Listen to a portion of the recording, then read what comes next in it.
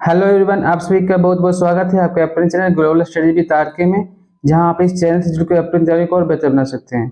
चलिए शुरू करते हैं आज की क्लास को, जहां हम टॉप 30 साइंस के प्रश्नों को देखे हैं जो आने वाली सभी परीक्षाओं के लिए बहुत ही महत्वपूर्ण है। तो चलिए क्लास को शुरू करते हैं। हमारा पहला प्रश्न है, कोशिका का ऊर्जाघर किसे कहा जाता है? इस प्रश्न का सही जवाब होगा ऑप्शन डी, माइटोकॉन्ड्रिया को। याद रखिएगा। अगले प्रश्न को देखते हैं। हमारा अगला प्रश्न है, मानव शरीर की सबसे बड़ी ग्रंथि कौन सी है? इस प्रश्न का सही जवाब होगा ऑप्शन डी, यकृत यानी कि लीवर। अगले प्रश्न को देखते हैं। हमारा अगला प्रश्न है, रक्त का लाल रंग निम्नलिखित में से किसके कारण होता है? इस प्रश्न का सही जवाब है ऑप्शन ए, हीमोग्लोबिन। याद रखिएगा। अगले प्रश्न को देखते हैं। हमारा अगला प्रश्न है, पौधे किस प्रक्रिया द्वारा अपना भोजन बनाते हैं? इस प्रश्न का सही जवाब होगा ऑप्शन डी, प्रकाश संश्लेषण यानी कि फोटोसिंथेसिस के द्वारा पौधे अपना भोजन बनाते हैं। अगले प्रश्न को देखते हैं। हमारा अगला प्रश्न है, विटामिन डी की कमी से कौन सा रोग होता है? इस प्रश्न का सही जवाब है ऑप्शन बी, रिकेटस यानी कि सूखा रोग होता है। अगले प्रश्न को देखते हैं। हमारा अगला प्रश्न है, डीएनए की द्विकुंडली यानी कि डबल हेलिक्स संरचना की खोज किसने की थी? इस प्रश्न का सही जवाब होगा ऑप्शन ए, वाटसन और क्रिक ने। अगले प्रश्न को देखते हैं। हमारा अगला प्रश्न है, पौधों में जल का परिवहन किस ऊतक द्वारा होता है? इस प्रश्न का सही जवाब होगा ऑप्शन ए, जाइलम द्वारा। जाइलम द्वारा पौधों में जल का परिवहन होता है।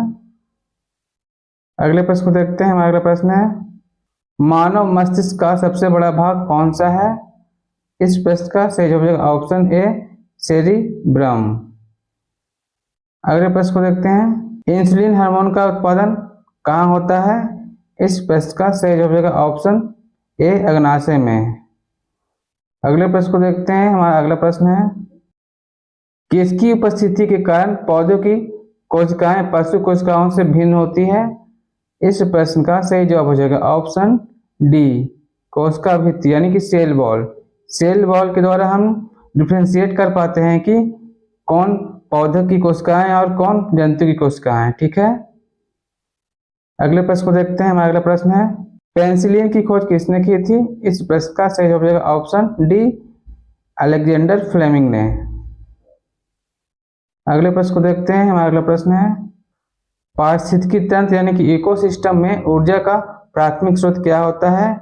इस प्रश्न का सही जवाब होगा ऑप्शन बी, सूर्य का प्रकाश, सनलाइट होता है। ठीक है। इकोसिस्टम में ऊर्जा का प्राथमिक स्रोत होता है सनलाइट। याद रखिएगा। अगले प्रश्न को देखते हैं। हमारा अगला प्रश्न है, मानव हृदय में कितने कक्ष होते हैं? इस प्रश्न का सही जवाब होगा ऑप्शन डी, 4 कक्ष यानी 4 चैम्बर होते हैं मानव हार्ट में। याद रखिएगा। अगले प्रश्न को देखते हैं। हमारा अगला प्रश्न है, क्लोरोफिल का रंग क्या होता है? इस प्रश्न का सही जवाब ऑप्शन सी, हरा। अगले प्रश्न को देखते हैं। हमारा अगला प्रश्न है, श्वसन की प्रक्रिया में जीव क्या करते हैं? इस प्रश्न का सही जवाब हो जाएगा ऑप्शन डी, ऑक्सीजन लेते हैं और कार्बन डाइऑक्साइड छोड़ते हैं। अगले प्रश्न को देखते हैं। हमारा अगला प्रश्न है, गुर्दे यानी कि किडनी का मुख्य कार्य क्या है? इस प्रश्न का सही जवाब हो जाएगा ऑप्शन सी, रक्त शोधन यानी कि ब्लड प्यूरिफिकेशन है किडनी का काम। ठीक है। याद रखिएगा। अगले प्रश्न को देखते हैं। हमारा अगला प्रश्न है, ओजोन परत हमें किससे बचाती है? इस प्रश्न का सही जवाब हो जाएगा ऑप्शन सी, पराबैंगनी किरण यानी कि अल्ट्रावायलेट किरण से हमें ओजोन परत बचाती है। अगले प्रश्न को देखते हैं। हमारा अगला प्रश्न है, कौन सा विटामिन रक्त का थक्का जमने में मदद करता है? इस प्रश्न का सही जवाब हो जाएगा ऑप्शन बी, विटामिन के। याद रखिएगा। अगले प्रश्न को देखते हैं। हमारा अगला प्रश्न है, फलों का अध्ययन क्या कहलाता है? इस प्रश्न का सही जवाब हो जाएगा ऑप्शन सी, पोमोलॉजी। फलों के अध्ययन को पोमोलॉजी कहते हैं। अगले प्रश्न को देखते हैं। हमारा अगला प्रश्न है, सर्वाइवल ऑफ द फिटेस्ट की अवधारणा किसने दी थी?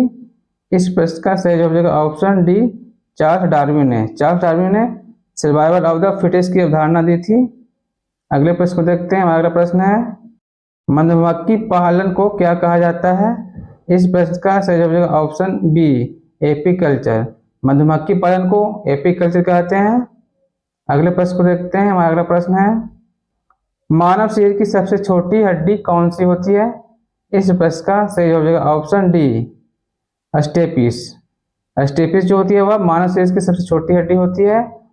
अगले प्रश्न को देखते हैं। हमारा अगला प्रश्न है, एक वयस्क मनुष्य 1 मिनट में औसतन कितनी बार सांसें लेता है? इस प्रश्न का सही जवाब हो जाएगा ऑप्शन ए, 12 से 20 बार। एक जो स्वस्थ मनुष्य होता है वह 1 मिनट में 12 से 20 बार सांसें लेते हैं। याद रखिएगा। अगले प्रश्न को देखते हैं। अगला प्रश्न है, कवक यानी कि फंगी के अध्ययन को क्या कहते हैं? इस प्रश्न का सही जवाब हो जाएगा ऑप्शन ए, माइकोलॉजी। कवक के अध्ययन को माइकोलॉजी कहते हैं। अगले प्रश्न को देखते हैं। हमारा अगला प्रश्न है, बीसीजी का टीका किस बीमारी से बचाव के लिए लगाया जाता है? इस प्रश्न का सही जवाब हो जाएगा ऑप्शन सी, क्षय रोग यानी कि ट्यूबरक्लोसिस, टीबी के कारण। टीबी जो है वह बीसीजी टीका लगाने से ठीक होता है, इसलिए क्षय रोग में बीसीजी का टीका लगाया जाता है, ठीक है, बचाव के लिए इससे, ठीक है। अगले प्रश्न को देखते हैं। हमारा अगला प्रश्न है, मानव शरीर का सामान्य तापमान कितना होता है? इस प्रश्न का सही जवाब हो जाएगा ऑप्शन डी, 37 डिग्री सेंटीग्रेड यानी कि 58.6 फ़ारेनहाइट, ठीक है। अगले प्रश्न को देखते हैं। हमारा अगला प्रश्न है, लाफिंग गैस का रासायनिक नाम क्या है? इस प्रश्न का सही जवाब हो जाएगा option B, nitrous oxide, N2O, ठीक है, याद रखिएगा। अगले प्रश्न को देखते हैं। हमारा अगला प्रश्न है, पानी का रासायनिक सूत्र क्या होता है?